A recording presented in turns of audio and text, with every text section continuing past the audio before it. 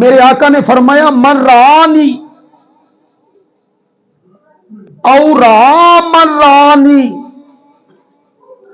فقد حرم اللہ علیہ النار او کما قال النبی صلی اللہ علیہ وسلم، جس نے ایمان قبول کرن تو بعد من ویکھیا،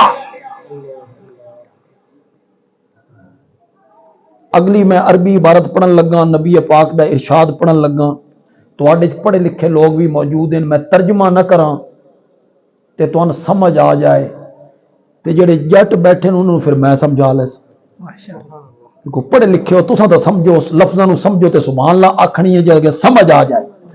جس نے ایمان قبول کرنے کے بعد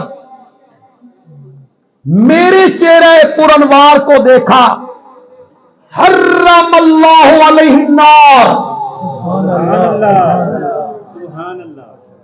یہ سبحان اللہ آخی نے کہ سمجھ کے آخی، اس پر اللہ نے حرام کر دی۔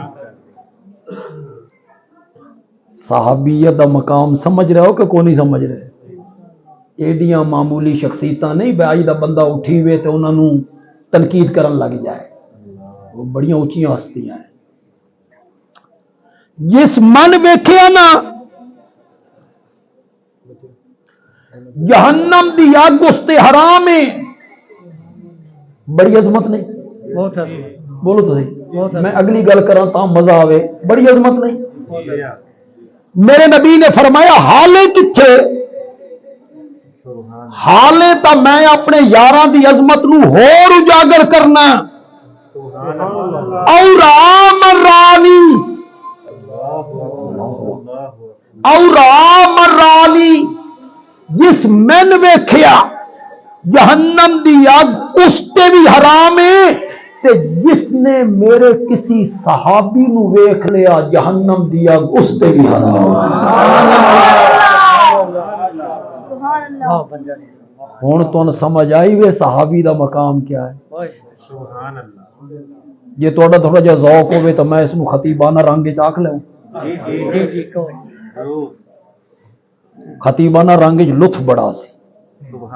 من رانی او رام رانی، جس نے ایمان قبول کرن تو بعد من ویکھیا نا جہنم دی اگ اس تے بھی حرام ہے، تے جس نے میرے حبشے دے بلال نو ویکھیا نا جہنم دی اگ اس تے بھی حرام ہے۔